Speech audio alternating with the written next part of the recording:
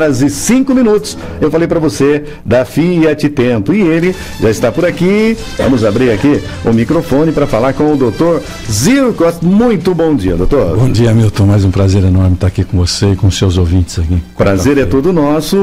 Para você que está ligando o seu rádio agora, você que está passando agora aqui, estamos recebendo aqui o doutor Ziro Costa. Ele é especialista, ele é palestrante e ele é especialista em dicas, né? Para pequena, média empresa. Tem aí um blog super interessante, onde ele coloca aí todas as suas matérias, todas as nossas entrevistas. Ele coloca lá nesse blog. Qual é o endereço, o doutor? É o DR, né, de Dr. Zero Cost, zerocost.com.br. Tá certo. Para os ouvintes que estão nos ouvindo hoje, essa ideia, ela nasceu com o intuito realmente aí de esclarecer dúvidas frequentes. Na verdade, assim, vou te contar o que aconteceu. A gente tem na empresa uma série de clientes pequenos e médios, né, empresários. E o produto que nós vendemos lá é um produto... basicamente áreas para construção de galpões e tal. E a gente financia esse pessoal Entendi. todo. Então, financia por alguns anos. Quando foi no final de 2014, a gente viu que a situação não estava ficando boa. E para nós não era nada interessante que o nosso cliente quebrasse, né? Em outras palavras. E aí a gente acabou tentando ajudá-los e tal, e no fim saiu esse personagem, que é o Dr. Zero Cost, que é zero, né, de zero, cost de custo, então custo zero, né? Entendi. Tentar baixar, por exemplo, os custos de condomínio, desses empreendimentos empresariais e tal. Então a gente fez uma série de ações e fomos bem sucedidos. E depois a gente acabou expandindo esse personagem, abriu para outras empresas, para quem quisesse dar dicas, né? É um blog gratuito lá e tal. Você dá dicas para o pequeno e médio empresário, não precisa ser somente nossas dicas, né? Ou a gente entrevista algum empresário que queira falar da experiência dele e tal. E aí ele acabou ganhando uma certa musculatura e tem aí alguns milhares de seguidores, né? Então a gente segue nessa reta aí, nessa toada, tentando ver se o Brasil realmente consegue atingir o que a gente chama de world class, né? Empresa de classe mundial, né? Não fica com essas empresinhas atrasada em relação ao primeiro mundo, né? Então esse é o propósito básico do Dr. Zero Cost. Tá certo. E se você quiser conhecer o currículo do Dr. Zero Cost, eu convido você a entrar lá no blog, tem todas as dicas, todas as entrevistas, e realmente é muito importante, né? Porque a gente vê nos jornais, nas entrevistas, nas palestras, realmente o espaço, a agenda do doutor. Ainda mais agora, que começa o Brasil depois do Carnaval, eu gostaria que você comentasse o Carnaval com a gente. Você sabe que eu nunca fui fã do Carnaval, nunca gostei muito, eu sempre fui um crítico feroz do Carnaval, né? Porque você enxerga o Brasil patinando, aí você fala, pô, esse povo todo sem trabalhar, né? E tal. Mas eu mudei de opinião. Eu acho que hoje porque você fala, bom, vamos trabalhar no primeiro ano, nos primeiros 10 anos, e eu que já passei dos 40 anos de trabalhos prestados aí, você fala, não tem jeito. Eu acho que hoje deve-se realmente ir para a rua e rasgar a fantasia, porque é um povo tão sofrido, né? E tão feliz também, um povo sorria, né? Então, eu acho que tem que aproveitar isso aí e realmente pegar esses dias de festa, porque você vê que a coisa não muda rapidamente, né? Pelo menos para mim, eu estou aí nessa trajetória há mais de 40 anos e você vê que o Brasil, nossa, é crise atrás de crise, né? E não tem assim uma perspectiva de curto prazo. Você vê o segundo semestre aqui nosso, apesar dos economistas, apesar dos números aí serem animadores, é um segundo semestre que tem um ponto de interrogação, né? Um question mark aí bastante grande, porque você tem a Copa do Mundo e todo mundo depois começa a falar do Neymar, depois você tem a eleição e aí você emenda, daqui a pouco está em dezembro, né? Inclusive o senhor fala que é sete meses, né? Esse ano é 7 meses. Para mim é um nascimento prematuro. Esse ano para mim se o pequeno e médio empresário tem que fazer alguma coisa, ele tem que fazer já, porque eu não vejo, pelo menos do meu ponto de vista, né, eu não vejo um segundo semestre fácil para o Brasil. Eu leio bastante a opinião dos economistas, eu vejo que eles estão bastante, principalmente o Ricardo Amorim, esse pessoal aí os mais animados, vamos dizer assim, né? Mas na outra ponta você tem, por exemplo, uma Mônica de Bolle, né, que também é mais conservadora. Então eu acho que o vício sempre, ou vamos dizer assim, a virtude sempre foi o ponto médio entre dois vícios, né? Tá certo. Bom, o Vítor está perguntando aqui para o senhor o seguinte, na carreira, assim, pessoal, né? A pessoa tem que fazer tudo certinho, né? Fazer lá o prezinho, fazer o primário, fazer lá não sei agora se é o ciclo médio, depois fazer a faculdade. Então, com 30 anos, ela tem que estar pronta para o mercado, tem que estar estabelecida, tem que estar... E para o empresário, essa idade, ela é igual para o empresário ou não? O empresário, vamos dizer, eu acho que tem muito empresários que não completaram, por exemplo, a faculdade, né? Eu não vejo grande problema nisso, né? Eu acho que o ensino, do modo geral, ele se proliferou no Brasil de uma maneira pouco ordenada, né? Então, por exemplo, você tem faculdade pipocando a todo momento e jogando no mercado gente com diploma despreparada. Eu vi essa matéria, o senhor comentou sobre isso, acho que domingo ou no outro domingo, o senhor falou realmente... Pode ser, eu escrevi alguma coisa nessa linha aí. Então, eu acredito que o empresário ele não precisa ter... Agora, o que eu acho? Eu acho que ele precisa ter o que a gente chama de educação continuada, né? Ou seja, não precisa ter um canudo, porque não vai fazer grande diferença para ele um canudo se ele não for voltar para o mercado formal, né? Mas eu acho que ele precisa, por exemplo, ele é mecânico, por exemplo. Então, vamos dizer, ele tem que estar se atualizando, porque os motores vão mudando, a tecnologia vai mudando, né? Então, vamos dizer, ele tem que estar muito antenado, né? Ele às vezes o empregado, vamos dizer, o que sai da faculdade, fala, não, vou ser um empregado, ele tem uma carreira de tarefeiro, que eu chamo, né? Que, ou seja, cumpre lá a tarefa dele, vai para casa, cumpriu a jornada e está feliz. O empresário não pode fazer isso. O empresário ele tem que estar constantemente se atualizando, mas constante em qualquer segmento. Você pega o hoteleiro, o que você pensar, ele tem que ir atrás e tem que... porque se ele parar, o bicho pega. Olha, aí entrar nas nossas perguntas, mas tem mais chegando aqui. A ouvinte agora quer saber, aqui, deixa eu ver aqui, acho que é a Tereza aqui, ela quer saber o seguinte: empresário e empreendedor é a mesma coisa? Não, na minha opinião, não. O empresário, por exemplo, você, por exemplo, vamos supor que você seja o herdeiro aí de uma grande fortuna dessas aí, né? Então, de repente, você se torna um empresário, né? Então, você recebeu aquilo meio que de mão beijada dos pais e tal, não sei o quê. Então, você é dono de várias empresas, então você é um empresário. O empreendedor é aquele que, sabe, ele põe a mão na massa e vai fazer acontecer, né? Você pode ter um empresário empreendedor, eu acredito que seria... você ter uma pessoa que recebeu um conglomerado, recebeu algumas empresas e levou aquilo para frente, né? Eu acredito também, já que você tocou nesse tema, que existe um empreendedor corporativo. Para mim, empreendedor corporativo é aquele funcionário, tá certo, que não olha para o umbigo, né? Ele olha para o todo. Fala, bom, se eu fizer isso, a empresa melhora, se eu fizer aquilo, a empresa... vai para frente, não vai, né? Ele não fica, ele tem que carimbar esse papel aqui, fica carimbando o dia todo, falando, já fiz minha parte, né? Não, esse é um tarefeiro.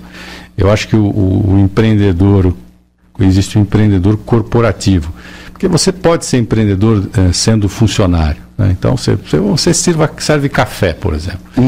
Então, você é um simples servidor de café, mas você pode falar, pô, será que o pessoal mudou o pó? Será que o pessoal gostou mais, gostou menos? Esse pó parece que gostaram mais e é mais barato, então eu vou dar uma dica para o meu patrão aqui, comprar mais desse pó.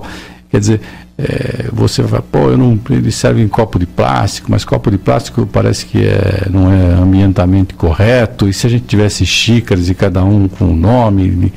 e lavasse a sua própria xícara. Quer dizer, em qualquer função que você olhar, você consegue melhorar e consegue ser um empreendedor corporativo. Tá certo. Bom, ficou faltando na semana passada falar como a rentabilidade é comprovada na prática, né?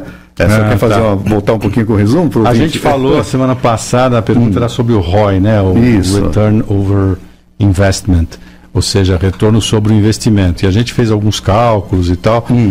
Eu até coloquei lá no blog essa entrevista e coloquei lá uma ferramenta para o cálculo do ROI, que é basicamente o seguinte, né? Vamos dizer, você pegar o seu lucro líquido e dividir pelo seu patrimônio líquido, o que vai te dar uma taxa. Então, a taxa do ROI, se ela for alta, é bom, mas não necessariamente isso resolve o seu problema. Você pode ter, a gente até comentou que você pode ter taxas altas, mas o volume em dinheiro envolvido é baixo, então às vezes o negócio não é sustentável. Agora, quando você mostra, por exemplo, o ROI para uma diretoria, para um board, o que acontece? Normalmente, depois que você mostrou, falou, não, a taxa está em, sei lá, 14% ao ano. Fala, tá, tudo bem e tal, não sei o quê. A segunda pergunta desses decididores, vamos dizer, vai ser assim, tá bom, mas cadê esse lucro? Né? Que é a pergunta aí, né? Vamos dizer, ficou faltando na semana passada, como é que essa rentabilidade é comprovada na prática, que é, vamos dizer, através do fluxo de caixa. Então, o diretor financeiro, ou responsável pelas finanças, que seja, gerente, que seja, ele vai ter que pegar o fluxo de caixa e falar assim, o dinheiro entrou aqui, né, ou está entrando aqui. Por que isso? Porque às vezes, vamos supor, você pega você tem um veículo lá, veículo 2.000, aí o veículo vale 11 mil, você vendeu por 12, mas você fala, pô, ganhei dinheiro e tal. Só que o cara não pagou. Então vamos supor que ele te deu um calote, qualquer coisa assim. Aquele dinheiro, na verdade, você fez um bom negócio, mas o dinheiro não entrou no caixa. Então você tem uma inadimplência alta, né? Então, vamos dizer, a diretoria vai querer ver isso refletido no fluxo de caixa. Tá bom, então o dinheiro entrou aqui ou está entrando aqui parceladamente e tal, e aí você tem que mostrar e demonstrar que não só a rentabilidade foi alta, mas que tem toda uma entrada desse capital no caixa da empresa, que vai ser depois reempregado em outras coisas, vamos dizer. Ele pode comprar uma máquina, enfim, mas ele tem que mostrar que esse capital entrou. Tá certo. Como é que está o nosso tempo aí hoje? Olha, 8 horas e 17 minutos. E a gente tem aqui aquele caso do mercado, que foi aberto perto de um hipermercado, né? O mercadinho daquele senhor, que ele falou que ele não queria se identificar, mas ele gostaria de uma luz, né? Para que, aí isso havia comentado que as pessoas também preferem mais, às vezes, não pegar aquela... Vou usar uma palavra aqui, aquela muvuca, né? Que às vezes tem que pagar estacionamento no mercado, às vezes você tem que deixar não sei o que no mercado, e aí fica muito longo para comprar uma caixa de fósforo, e às vezes o cara vai no mercadinho pequeno, realmente, que é mais rápido, né? Então vai ser mais ágil para ele. Se ele colocar... Aí só havia comentado alguma coisa, mas ele está ainda aqui, né? Só ficou de melhorar essa resposta. Essa resposta para ele. Eu acho que a pergunta dele é muito interessante, Milton. Se você me permitir, eu até iria sugerir que a gente continuasse com essa pergunta, porque o nosso tempo é escasso aqui, né? Acho que a situação dele é uma situação comum, né? Que tem muita gente, né? Não sei muito empreendedor, né? Que de repente você está aqui com um negócio interessante, abre uma cadeia, que nem ele menciona, de grande porte, às vezes tem 15, 20 lojas ou até 200 lojas, né? O preço desse pessoal é imbatível, porque você imagina comprar para 200 lojas e o mercadinho, essa mercearia compra por uma quantidade muito menor. Essas lojas às vezes nem compram, eles só alugam o espaço da gôndola, né? E falam, não, eu deixo você ficar perto do caixa, por exemplo, e nem compra. O cara vai lá, coloca e ele já cobra um aluguel daquele espaço, né? Isso acontece não só em mercado, acontece em farmácias, enfim. Mas eu acho que vale a pena a gente voltar nesse tema, mas porque o Brasil é um país grande, e um país hoje que tem 207 milhões de habitantes, infelizmente com uma renda muito baixa, né? Eu acho que se a gente conseguir alguma melhoria aí nesse aspecto, você já vai ter um boom aí em termos de consumo. O que eu vejo assim, que um ponto que é fundamental para ele, que ele pode ir pensando, que é esse contato que ele tem com o cliente. Por quê? O grande, ele sofre muito para ter esse contato. Sofre, que eu digo, ele investe muito para ter esse contato. Então você pega, por exemplo, um grande banco. Então, um grande banco, daqui a pouco ele manda lá uma carta para o fulano, dizendo, olha, agora temos aí uma promoção para o cartão de crédito e tal, imbatível, não sei o que. Só que o fulano já morreu faz tempo. Então já está 2, 3 anos que o fulano já foi a óbito. Né? Ele não tem como controlar isso. Porque se a gente falou numa população de 200 milhões, né? Você vê, se ele gastar R$1, um número baixo, R$1 para saber qual é o dado completo, são 200 milhões de reais, né? Então ele tem uma dificuldade brutal para identificar esse cliente, né? Ele não sabe quem é, né?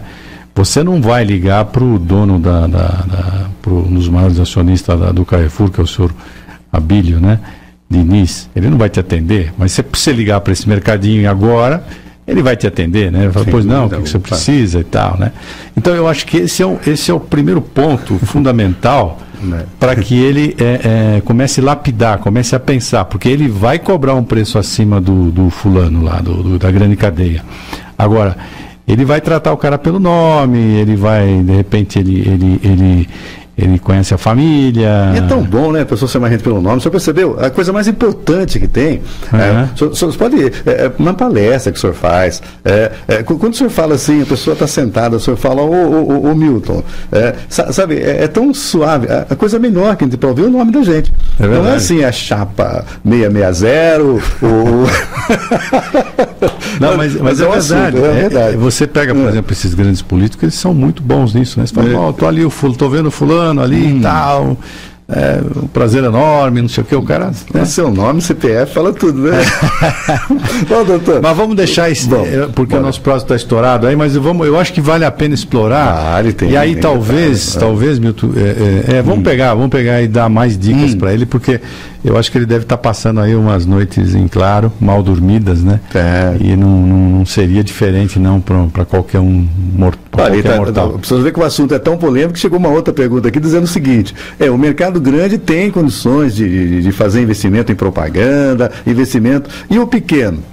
Tem que investir também, alguém tem que saber onde é que ele está, né? Também tem que investir. Eu acho que a gente podia... também. Eu acho que a gente tem que... também tem saídas para o grande, né? Vamos dizer, mas vamos focar no nosso ouvinte, né? Vamos lá, então. Eu acho que a gente tem que... porque o que acontece? A gente estava falando do carnaval, das pessoas se decepcionarem, por exemplo, com... Eu antigamente me decepcionava com o governo, né? Hoje eu estou um pouco mais... Não estou tão conformado, mas pelo menos você fala, bom, melhor ir para a festa, né? Mas vamos dizer, o que acontece? As pessoas, elas sabem que não pode esperar nada do governo, né? E a única maneira delas se fazer ser ouvida e tal é junto como consumidor. Entendi. Então, o que acontece? Esse consumidor, você pode reparar, ele é cada vez mais exigente, né? Então, cada vez mais... não adianta você ir num restaurante e ter uma comida boa e você foi super bem servido, mas fala, na hora que você saiu, na hora que você chegou, o seu carro não parou, demorou para estacionar, né? O fulano lá raspou o carro, ou sei lá, que fez... Todo aquele trabalho que foi feito com a comida e tal, você fala, não, né? Você saiu chateado. Então ele é cada vez mais exigente, você tem que olhar cada vez mais o processo e olhar em cada parte desse processo o que você pode melhorar. Acho que é um tema rico, aí a gente podemos voltar semana que vem. Tá certo. Bom, a gente vai rapidinho aí, são 8h24, falar da coluna do senhor, né? Que do Tribuna, né? Todo domingo, e eu vi lá que o senhor já tirou, assim, o senhor colocou lá o senhor tinha colocado lá o senhor de faixa, de presidente, né? Que o senhor era habilitado, e inclusive o senhor também não precisaria nem de intérprete, achei interessante isso, né? O senhor fala várias línguas, então o senhor não precisaria de intérprete, mas o que eu peguei dessa semana, achei interessante, olha, o senhor fala o seguinte: de qualquer maneira, se um candidato for imparcial e não privilegiar as diferenças, facções da sociedade brasileira e governar para o Brasil como um todo. Já teremos aí dado um salto quântico e nos livrado do ranço que temos hoje. Forte a mensagem. Não, é verdade. Eu acredito assim, se você, por exemplo, eu sou empresário, então você fala, bom, eu vou votar no Paulo Scaff, né? Que é o presidente da Fiesp e tal, um empresário, não sei o quê. Então, você tem uma tendência para... Né? Ou eu sou metalúrgico, não sei, vou votar num trabalhador, né? Mas eu acho que está errado isso. Está errado tanto eu tentar votar num empresário como outro num trabalhador, porque eu acho que ser presidente do Brasil é uma coisa muito maior, né? É uma coisa que você tem que ter uma certa vocação, você tem que ser um estadista, você não pode privilegiar uma determinada classe, né? Seja na saúde, seja, enfim. Eu acho que tem que ser um cara tem que governar, por exemplo, é lógico que governar é o ato de você equilibrar lá o que você pode fazer em termos de possibilidades. Você vai sempre deixar pessoas insatisfeitas, né? Mas eu acho que se você governar, por exemplo, eu falo lá, você tem que olhar para a saúde do fulano, para a segurança, para o direito de ir e vir, né?